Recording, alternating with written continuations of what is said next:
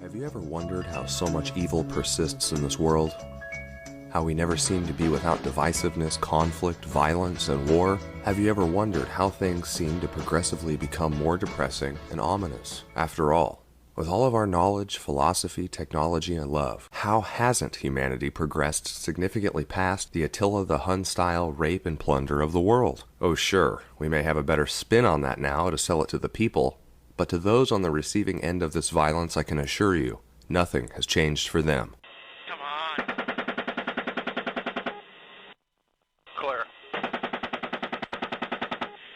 Clear. Orange.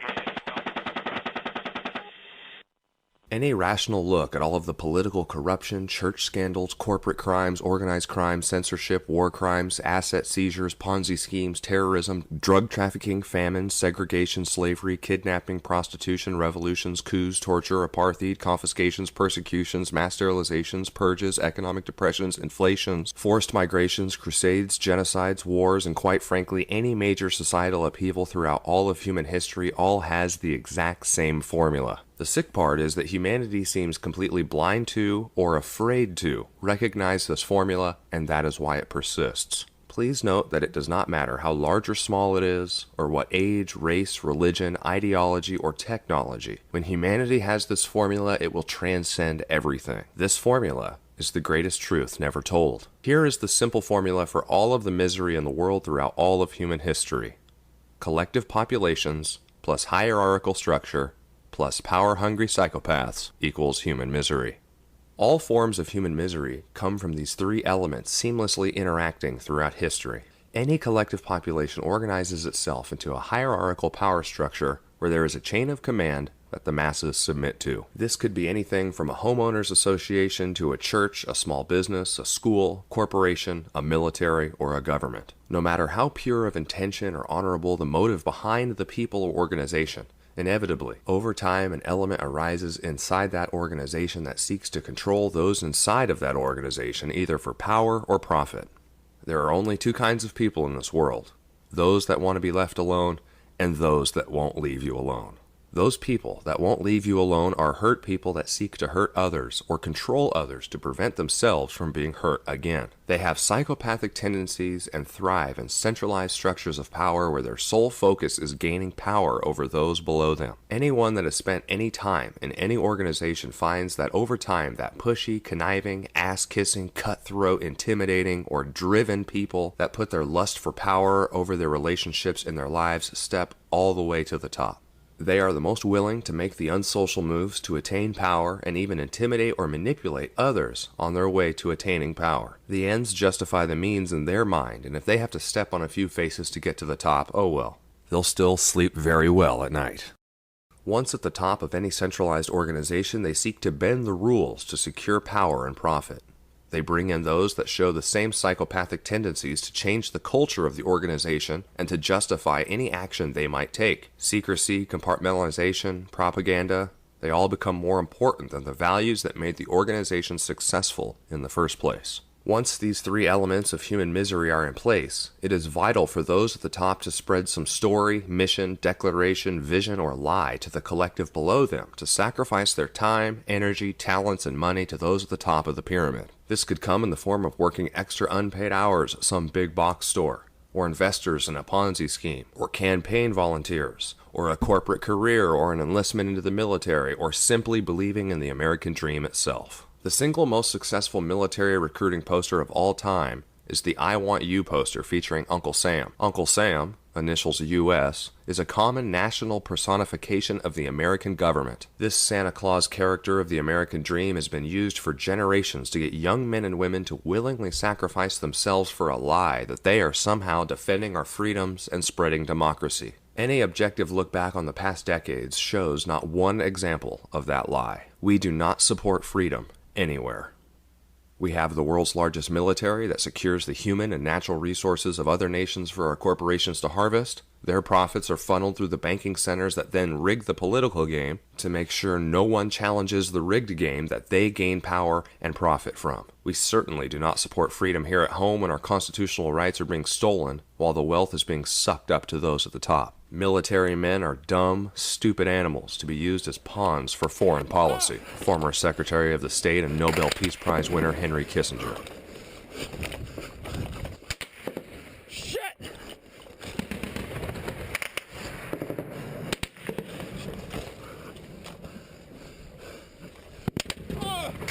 I'm hit! I'm hit! There's just some people don't fit well into a highly skilled market-based economy. They're perfectly decent citizens. We'll send them off to Afghanistan, but they are not going to command a big price. You still want them to get the most out of their abilities, but if their abilities leave them unable to earn much more than the poverty level, we ought to do something additional for them. We've got to do something.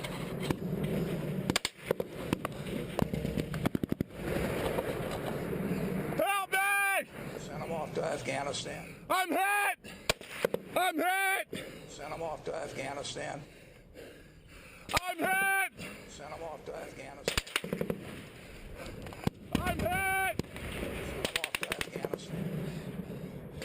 We'll send them off to Afghanistan. I'm hit! We'll send them off to Afghanistan. We are an empire now, and when we act, we create our own reality. And while you'll study that reality, judiciously as you will, we'll act again, creating other new realities, which you can study too. And that's how these things will sort out. We're history's actors, and you, all of you, will be just left to study what we do. Karl Rove. We are an empire. We are the largest and most powerful one the world has ever seen. Logic would dictate that we must also have the most powerful propaganda in order to bring about that power. While it once started out as the greatest experiment in human freedom with a constitutional republic, it has been subtly and systematically destroyed from within, to the point that we can hardly tell the difference between our nation today and the fascists and the socialists that we fought against in World War II. The Constitution has been gutted from both parties, so much so that it looks like a redacted top-secret document. Even the goodwill, wealth, and sacrifice from the greatest generation has been destroyed by the spoiled generations that have followed, that have never known true sacrifice or even hard times. We have blown through the greatest gift of freedom and the greatest inheritance the world has ever seen. The worst part is we still believe in the illusion of what we once were. It is vital to recognize in the formula that despite all of the efforts to indoctrinate you into fear and submission, your boss, your priest, your commander, or your president do not control you. No, they do not control you. You empower them. You are the provider of the energy in the form of your time, talent, energy, money, or blood. Those at the top do not provide any value in the organization. Think about all of those that are just killing it in this paradigm. Celebrity, the lawyers, politicians, military contractors, lobbyists, CEOs, bankers, almost all of the ones making millions of dollars a year, none of them provide any real tangible benefit to humanity. Not one of them makes the world a better place to live in any real sense, and despite their master of the universe mentality, if they disappeared from the earth, not only would we not really care, we would see that a gigantic cancer has been lifted off the back of the productive individuals that do provide real tangible benefits to humanity.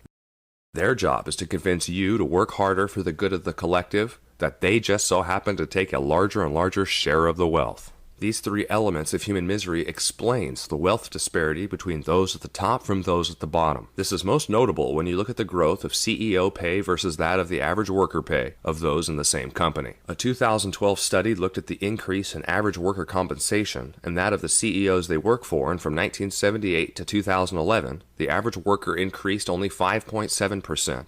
And yet the CEO compensation increased a whopping 726%. Those kinds of riches attract the worst in humanity that would think nothing of slitting a few throats on their way to the top. Once this formula is recognized, it can be disrupted at any of the inputs and forever end the cycle of violence that has plagued humanity from the dawn of time. We are moving towards this with open source technology, free flow of information with the internet, the trivium breaking years of indoctrination that will only increase with decentralized forms of wealth creation such as 3D printing and decentralized energy production. This does not mean that those cunning men at the top will give up without a fight, but a dollar collapse will surely cut the central power to all of their schemes. The beauty of this formula is that once it is consciously recognized by you, you will never look at the world the same way again. Over time, you will no longer be able to do what you've done in the past, knowing what you know now. No longer will you be able to actively or passively participate in the debt and death paradigm that empowers the worst in humanity. You will seek to focus your energy on the real skills, real friends, and real wealth around you. This refocus on your life's energy will create independence and happiness from the cancerous and doomed debt and death paradigm.